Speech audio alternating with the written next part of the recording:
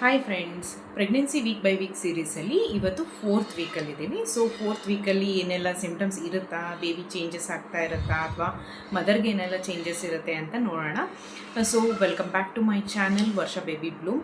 Friends, ನನ್ನ ಚಾನಲಲ್ಲಿ ನಿಮಗೆ ಪ್ರೆಗ್ನೆನ್ಸಿ ರಿಲೇಟೆಡ್ ಆಗಿರುವಂಥ ಎಲ್ಲ ಮಾಹಿತಿಗಳೂ ಸಿಗುತ್ತೆ. ಹಾಗೆ ಕೆಲವೊಂದು ಸರ್ತಿ ಟಿಪ್ಸ್ ಕೂಡ ಕೊಡ್ತಾ ಇರ್ತೀನಿ.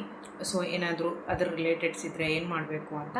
ಸೊ ಇನ್ನೂ ಯಾರೆಲ್ಲ ಚಾನಲ್ನ ಸಬ್ಸ್ಕ್ರೈಬ್ ಮಾಡ್ಕೊಂಡಿಲ್ಲ, ಲೈಕ್ ಮಾಡಿ, ಶೇರ್ ಮಾಡಿ, ಹಾಗೆ ಸಬ್ಸ್ಕ್ರೈಬ್ ಕೂಡ ಮಾಡ್ಕೊಳ್ಳಿ. ನಿಮ್ಮ ಫ್ರೆಂಡ್ಸ್ ಆ್ಯಂಡ್ ಫ್ಯಾಮಿಲಿಗೆ ಶೇರ್ ಮಾಡಿ. ಓಕೆನಾ ಫ್ರೆಂಡ್ಸ್, ಇವತ್ತು 4th ವೀಕಲ್ಲಿ ನಿಮಗೆ ಏನೆಲ್ಲ ಸಿಮ್ಟಮ್ಸ್ ಇರುತ್ತೆ ಅಂತ ಮೊದಲು ನೋಡೋಣ. ಹಾಗೆ ಬೇಬಿ ಏನು ಚೇಂಜಸ್ ಇರುತ್ತೆ, ಬೇಬಿ ಎಲ್ಲಿರುತ್ತೆ ಅನ್ನೋದನ್ನು ಮೊದಲು ತಿಳ್ಕೊಳ್ಳೋಣ. ಫ್ರೆಂಡ್ಸ್, 3rd ವೀಕಲ್ಲಿ ಬೇಬಿ ಎಲ್ಲ ಜರ್ನಿ ಮುಗಿಸ್ಕೊಂಡು ಫೆಲೋಪಿಯನ್ ಟ್ಯೂಬಿಂದ ಜರ್ನಿ ಮುಗಿಸ್ಕೊಂಡು ಇಂಪ್ಲಾಂಟೇಷನ್ ಆಗುತ್ತೆ. ಅಂದರೆ ಗರ್ಭಕೋಶದಲ್ಲಿ ಬಂದು ಕೂರುವಂಥ ಟೈಮ್ 4th ವೀಕಲ್ಲಿ. ಸೊ ಆ ಗರ್ಭಕೋಶದಲ್ಲಿ ಇಂಪ್ಲಾಂಟ್ ಆಗುವಾಗ ಕೆಲವ್ರಿಗೆ ಇಂಪ್ಲಾಂಟೇಷನ್ ಬ್ಲೀಡಿಂಗ್ ಅನ್ನೋದಾಗುತ್ತೆ. ಸೊ ಇಂಪ್ಲಾಂಟೇಷನ್ ಬ್ಲೀಡಿಂಗ್ ಬಗ್ಗೆ ಆಮೇಲೆ ಹೇಳ್ತೀನಿ. ಹಾಗೆ ಫ್ರೆಂಡ್ಸ್, ಬೇಬಿ ಏನಂದರೆ ಈ ಟೈಮಲ್ಲಿ ನಿಮಗೆ ಇದು ಯಾವ ಸೈಜಲ್ಲಿ ಇರುತ್ತೆ ಅಂದರೆ ಗಸಗಸೆ ನೋಡಿದಿರಲ್ವ. ಸೊ ಗಸಗಸೆ ಸೈಜಲ್ಲಿ ಬೇಬಿ ಇರುತ್ತೆ, ಸೈಜ್ ಅಷ್ಟೇ ಇರುತ್ತೆ. ಹಾಗೆ ಫ್ರೆಂಡ್ಸ್, ನೀವು ಈ ಟೈಮಲ್ಲಿ ಅಂದರೆ 4th ವೀಕಲ್ಲಿ ಇಂಪ್ಲಾಂಟೇಷನ್ ಆಗುವಾಗ ಕೆಲವರಿಗೆ ಬ್ಲೀಡಿಂಗ್ ಕಾಣಿಸ್ಕೊಳ್ಳುತ್ತೆ. ಅಂದರೆ ಯಾಕೆ ಈ ಕೆಲವ್ರಿಗೆ ಬ್ಲೀಡಿಂಗ್ ಕಾಣಿಸ್ಕೊಳ್ಳುತ್ತೆ ಅಂದರೆ ಇದರಲ್ಲಿ ಗರ್ಭಕೋಶದಲ್ಲಿ ಬೇಬಿ ಹೋಗಿ ಕೂರುವಾಗ ತುಂಬಾ ಬ್ಲಡ್ ಸಪ್ಲೈ ಬೇಕಾಗಿರುತ್ತೆ. ಸೊ ಹಾಗಾಗಿ ಕೆಲವರಿಗೆ ಅಂದರೆ 50 to 60% ಪ್ರೆಗ್ನೆಂಟ್ ವುಮೆನ್ಸ್ಗೆ ಬ್ಲೀಡಿಂಗ್ ಅನ್ನೋದು ಕಾಣಿಸ್ಕೊಳ್ಳುತ್ತೆ ಇಂಪ್ಲಾಂಟೇಷನ್ ಆಗುವಾಗ. ಸೊ ಈಗ ಇಂಪ್ಲಾಂಟೇಷನ್ ಆಗುವಾಗ ತುಂಬಾ ಕ್ರ್ಯಾಂಪ್ಸ್ ಕೂಡ ಇರುತ್ತೆ ಫ್ರೆಂಡ್ಸ್. ಸ್ವಲ್ಪ ಕಾಲು ನೋವು, ನಿಮಗೆ ಪೀರಿಯಡ್ ಆಗುವಾಗ ಯಾವ್ಯಾವೆಲ್ಲ ಸಿಮ್ಟಮ್ಸ್ ಇರುತ್ತಲ್ಲ ಸೇಮ್ ಸಿಮ್ಟಮ್ಸೇ ಇರುತ್ತೆ. ಇನ್ನೇನು ಪೀರಿಯಡ್ ಬಂದುಬಿಡುತ್ತೇನೋ ಅಂತಲೂ ಅನಿಸುತ್ತೆ. ಸೊ ಆ ಥರ ಎಲ್ಲ ಸಿಮ್ಟಮ್ಸ್ ಕೂಡ ಇರುತ್ತೆ 4th ವೀಕಲ್ಲಿ. ಸೊ ಹಾಗಾಗಿ ಯಾರು ಪ್ಯಾನಿಕ್ ಆಗೋವಂಥ ನೆಸೆಸಿಟಿ ಇರೋದಿಲ್ಲ ಫ್ರೆಂಡ್ಸ್, ಈ ಪೀರಿಯಡ್ ಬಂದುಬಿಡುತ್ತಾ ಅಂತ. ಸೊ ನೀವೇನಾದರೂ ಪ್ಲ್ಯಾನಿಂಗ್ ಮಾಡ್ತಾ ಇದ್ದೀರಾ ಅಂತ ನಿಮಗೆ ಕನ್ಫರ್ಮೇಷನ್ ಇತ್ತು ಅಂದರೆ ಸೊ ನೀವು ತುಂಬಾ ಕೇರ್ಫುಲ್ಲಾಗಿರಬೇಕು. ಸೊ ಈ ಥರ ನೋವುಗಳು ಕಾಣಿಸ್ಕೊಂಡ ತಕ್ಷಣವೇ ಈ ಪೀರಿಯಡ್ ಬಂದುಬಿಡುತ್ತೇನೋ ಬಿಡು, ಈ ಸರ್ತಿನೂ ಏನೂ ಇಲ್ಲ ಅಂತ ನೀವೇ ಡಿಸೈಡ್ ಮಾಡ್ಕೋಬೇಡಿ. ಓಕೆನಾ ಫ್ರೆಂಡ್ಸ್, ಬೇಬಿ ಹೇಗೆ ಯಾವ ಸೈಜ್ ಇತ್ತು, ಹಾಗೆ ಏನೆಲ್ಲ ನಿಮಗೆ ಇಂಪ್ಲಾಂಟೇಷನ್ ಆಗುವಾಗ ನಿಮಗೇನೆಲ್ಲ ಯಾವ ಥರ ನೋವುಗಳು ಇರುತ್ತೆ ಅಥವಾ ನಿಮ್ಗೇನು ಸಿಮ್ಟಮ್ಸ್ ಇರುತ್ತೆ ಅಂತ ಹೇಳಿದ್ದೀನಿ. ಫ್ರೆಂಡ್ಸ್, ಕೆಲವರಿಗೆ ಅಂದರೆ ಮದರ್ಗೆ ಬಂದರೆ ಕೆಲವ್ರಿಗೆ ಏನಾಗಿರುತ್ತೆ ಅಂದರೆ ಸ್ಮೆಲ್ ಸೆನ್ಸೇಷನ್ ಸ್ಟಾರ್ಟ್ ಆಗಿರುತ್ತೆ. ಏನಾದರೂ ಮೈಲ್ಡ್ ಸ್ಮೆಲ್ ಇತ್ತು ಕೂಡ ಅದು ಸ್ಟ್ರಾಂಗಾಗಿ ಸ್ಮೆಲ್ ಅನ್ನೋದು ಸ್ಟಾರ್ಟ್ ಆಗುತ್ತೆ.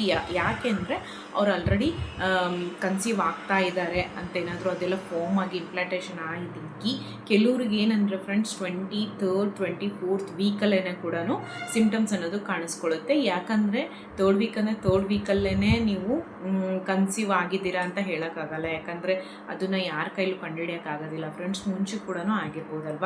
ಸೊ ಹಾಗಾಗಿ ಕೆಲವ್ರಿಗೆ 4th ವೀಕಲ್ಲಿ ಸಿಮ್ಟಮ್ಸ್ ಕೂಡ ಕಾಣಿಸ್ಕೊಳ್ಳುತ್ತೆ. ನಿಮಗೆ ಆ ಸಿಮ್ಟಮ್ಸ್ ಏನಾದರೂ ಯಾವ್ಯಾವ ಥರ ಇರುತ್ತೆ ಅಂತ ಏನಾದರೂ ನೋಡಬೇಕನ್ನೋದಿತ್ತು ಅಂದರೆ ನಾನು ಡಿಸ್ಕ್ರಿಪ್ಷನ್ ಬಾಕ್ಸಲ್ಲಿ ಲಿಂಕ್ ಕೊಟ್ಟಿರ್ತೀನಿ ಅರ್ಲಿ ಸಿಮ್ಟಮ್ಸ್ ಬಗ್ಗೆ ಮಾಡಿರುವಂಥ ವಿಡಿಯೋದು. ಸೊ ನಿಮಗೆ ಲಿಂಕು ಓಪನ್ ಆಗಿಲ್ಲ ಅಂದರೆ ಚಾನಲ್ ಪೇಜಲ್ಲಿ ಬಂದು ನೋಡ್ಕೊಳ್ಳಿ ಫ್ರೆಂಡ್ಸ್. ಅದರಲ್ಲಿ ಪ್ಲೇಲಿಸ್ಟಲ್ಲಿ ನಾನು ಎಲ್ಲ ಥರ ವೀಡಿಯೋಸ್ಗಳನ್ನು ಹಾಕಿದ್ದೀನಿ. ಓಕೆನಾ. ಸೊ ಯಾವ್ದೆಲ್ಲ ಸಿಮ್ಟಮ್ಸ್ ಇರುತ್ತೆ ಅಂತ ನೀವು ಆ ವಿಡಿಯೋದಲ್ಲಿ ತಿಳ್ಕೊಬಹುದು. ಫ್ರೆಂಡ್ಸ್, ಕೆಲವರಿಗೆ ಸಿಮ್ಟಮ್ಸ್ ಇರುತ್ತೆ, ಹಾಗಂತ ಸಿಮ್ಟಮ್ಸ್ ಇದು ಮಾತ್ರಕ್ಕೆ ಪ್ರೆಗ್ನೆಂಟು ಆಗಿಬಿಡ್ತೀವ ಅಂದರೆ ಆ ಥರ ಆಗಿರಲ್ಲ. ಕೆಲವ್ರಿಗೆ ಮಾತ್ರ ಆ ಸಿಮ್ಟಮ್ಸ್ ಸ್ಟ್ರಾಂಗ್ ಆಗೇ ಇರುತ್ತೆ, ಕೆಲವ್ರಿಗೆ ಇರೋದಿಲ್ಲ. ಓಕೆ ಫ್ರೆಂಡ್ಸ್, ಯಾಕೆ ಹೇಳ್ತಾ ಇದ್ದೀನಿ ಅಂದರೆ ಒಬ್ಬೊಬ್ಬರು ಬಾಡಿನೂ ಕೂಡ ಡಿಫ್ರೆಂಟ್ ಆಗಿರುತ್ತೆ. ಸೊ ಡಿಫ್ರೆಂಟಾಗಿ ಸಿಮ್ಟಮ್ಸ್ ಕೂಡ ನೀವು ನೋಡ್ಬೋದು. ಹಾಗೆ ಕೆಲವ್ರಿಗೆ ಏನಾಗ್ತಾ ಇರುತ್ತೆ ಅಂದರೆ ಫ್ರೆಂಡ್ಸ್, ಇನ್ನೊಂದು ಸಿಮ್ಟಮ್ಸ್ ಬಂದುಬಿಟ್ಟು ನಿಮಗೆ ಬ್ರೆಸ್ಟ್ ಟೆಂಡರ್ನೆಸ್. ಅಂದರೆ ನೀವು ಏನಾದರೂ ಪೀರಿಯಡ್ಕಿಂತ ಮುಂಚೆ ನಿಮ್ಗೆ ಯಾವಾಗಲೂ ಬ್ರೆಸ್ಟ್ ಟೆಂಡರ್ನೆಸ್ ಆಗ್ತಾ ಇರುತ್ತಾ ಏನೋ ಅದನ್ನು ನೀವು ಮೊದಲಿಂದ ಚೆಕ್ ಮಾಡ್ತಾ ಇರಬೇಕಂದ್ರೆ ಯಾರಿಗೂ ಆ ಥರ ಪೀರಿಯಡ್ಸ್ ಟೈಮಲ್ಲಿ ಬ್ರೆಸ್ಟ್ ಟೆಂಡರ್ನೆಸ್ ಅನ್ನೋದು ತುಂಬ ಕಡಿಮೆ, ತುಂಬ ಜನಕ್ಕೆ ಏನಾಗಿರಲ್ಲ. ಸೊ ಪ್ರೆಗ್ನೆಂಟ್ ಅಂತ ಅಂದರೆ ಅವ್ರು ಕನ್ಸೀವ್ ಆಗ್ತಾ ಇದ್ದಾರೆ ಅಂದರೆ ಬ್ರೆಸ್ಟ್ ಟೆಂಡರ್ನೆಸ್ ಇರುತ್ತೆ. ಅಂದರೆ ಈ ಬ್ರೆಸ್ಟ್ ಟೆಂಡರ್ನೆಸ್ ಏನಂದರೆ ಸ್ವಲ್ಪ ಎದೆ ಟೈಟ್ ಆಗ್ತಾ ಇರೋ ಹಾಗೆ ಫೀಲ್ ಆಗ್ತಾ ಇರುತ್ತೆ. ಸೊ ಆ ಥರ ಫೀಲ್ ಆಗ್ತಿದೆಯಾ, ಆ ಥರ ಎಲ್ಲ ನಿಮಗೆ ಸಿಮ್ಟಮ್ಸ್ ಆಗ್ತಾ ಇದೆ ಅಂದರೆ ಸೊ ನೀವು ಕನ್ಸೀವ್ ಆಗ್ತಾ ಇದ್ದೀರಾ ಅಂತ.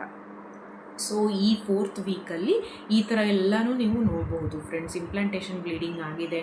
ಇಂಪ್ಲಾಂಟೇಷನ್ ಬ್ಲೀಡಿಂಗ್ ಅಂದರೆ ಯಾವ ಥರ ಇರುತ್ತೆ ಅಂದರೆ ಫ್ರೆಂಡ್ಸ್, ಅದು 1 ಡ್ರಾಪ್ 2 ಡ್ರಾಪ್ ಥರ ಇರುತ್ತೆ ಅಷ್ಟೇ.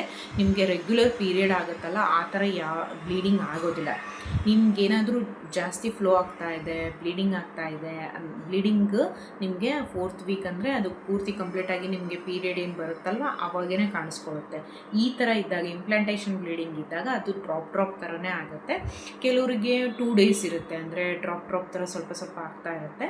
ಅದು ಹೆವಿ ಆಯಿತು ಅಂದರೆ ಪ್ರಾಬ್ಲಮ್, ಏನಾದರೂ ಸ್ವಲ್ಪ ಇತ್ತು ಅಂದರೆ ಅದಕ್ಕೇನು ವರಿ ಮಾಡೋ ಅಂಥ ನೆಸೆಸಿಟಿ ಇರೋದಿಲ್ಲ. ಓಕೆನಾ ಫ್ರೆಂಡ್ಸ್, ಈ ವೀಕಲ್ಲಿ ಏನಿರುತ್ತೆ, ಸಿಮ್ಟಮ್ಸ್ ಏನಾದರೂ ಇರುತ್ತಾ ಅಂತ ನೋಡ್ಕೊಂಡ್ರಿ. ಸಿಮ್ಟಮ್ಸ್ ಬೇಕಿತ್ತಂದರೆ ವಿಡಿಯೋ ಹೋಗಿ ಚೆಕ್ ಮಾಡ್ಕೊಳ್ಳಿ. ಹಾಗೆ ನಿಮಗೆ ಇಂಪ್ಲಾಂಟೇಷನ್ ಅಂದರೆ ಯಾಕಾಗುತ್ತೆ, ಹೇಗಿರುತ್ತೆ ಅಂತಲೂ ಕೂಡ ಹೇಳಿದ್ದೀನಿ. ಸೊ ಈ 4th ವೀಕಲ್ಲಿ ಇದಿಷ್ಟೇ ನಡೆಯೋದು, ಇದರಲ್ಲಿ ಬೇರೆ ಏನೂ ಚೇಂಜಸ್ ಇರೋದಿಲ್ಲ ಫ್ರೆಂಡ್ಸ್.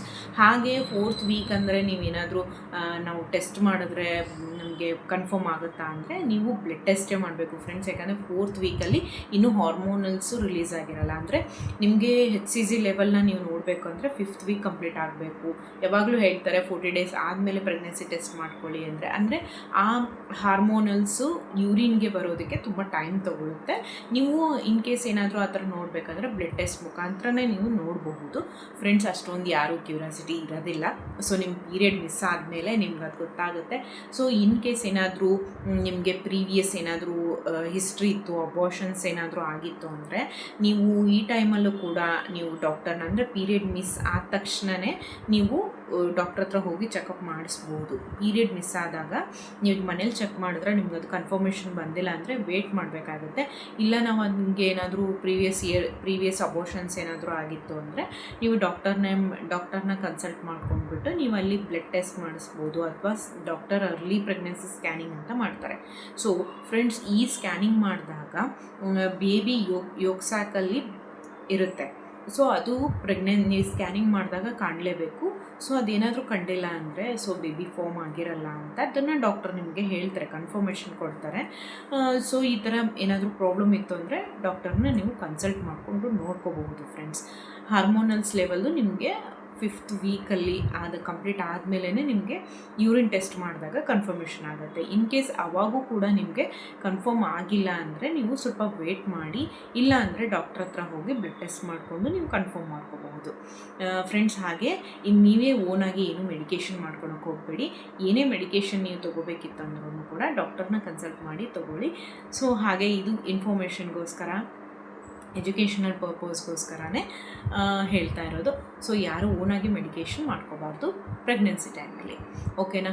ನೆಕ್ಸ್ಟು ವೀಕ್ 5ಅಲ್ಲಿ ಏನೆಲ್ಲ ಚೇಂಜಸ್ ಇರುತ್ತೆ ಅಂತ ನೆಕ್ಸ್ಟ್ ವಿಡಿಯೋದಲ್ಲಿ ನೋಡೋಣ ಫ್ರೆಂಡ್ಸ್. ಈ ವಿಡಿಯೋ ಮಾಹಿತಿ ಇಷ್ಟ ಆಗಿತ್ತು ಅಂದರೆ ಕಮೆಂಟಲ್ಲಿ ಹಾರ್ಟ್ ಸಿಂಬಲ್ ಕಳಿಸಿ. ಹಾಗೆ ಪ್ರೆಗ್ನೆಂಟ್ ವುಮೆನ್ ಯಾರು ನೋಡ್ತಾ ಇದ್ದೀರಾ ಅಂದರೆ ಯಾವ ಮಂತಲ್ಲಿದ್ದೀರಾ, ನಿಮ್ಗೇನೆಲ್ಲ ಸಿಮ್ಟಮ್ಸ್ ಇದೆ ಅನ್ನೋದನ್ನು ನನಗೆ ಕಮೆಂಟ್ ಬಾಕ್ಸಲ್ಲಿ ತಿಳಿಸಿ. ಓಕೆನಾ. ವಿಡಿಯೋ ಇಷ್ಟ ಆಗಿದ್ದರೆ ಲೈಕ್ ಮಾಡಿ, ಶೇರ್ ಮಾಡಿ ಫ್ರೆಂಡ್ಸ್. ನಿಮ್ಮ ಫ್ರೆಂಡ್ಸ್ಗೂ ಕೂಡ ಶೇರ್ ಮಾಡಿ. ಪ್ರೆಗ್ನೆಂಟ್ ವುಮೆನ್ಸ್ ಯಾರು ಇದ್ದರೆ ನಿಮ್ಮ ಫ್ಯಾಮಿಲಿ ಫ್ರೆಂಡ್ಸಲ್ಲಿ ಅವ್ರಿಗೂ ಕೂಡ ಶೇರ್ ಮಾಡಿ ಅಂತ ಹೇಳ್ತಾ, ಇನ್ನೂ ಚಾನಲ್ ಸಬ್ಸ್ಕ್ರೈಬ್ ಮಾಡ್ಕೊಂಡಿಲ್ಲ ಅಂದರೆ ಮಾಡ್ಕೊಳ್ಳಿ. ನೆಕ್ಸ್ಟ್ ವಿಡಿಯೋದಲ್ಲಿ ಸಿಗ್ತೀನಿ. ಬಾಯ್.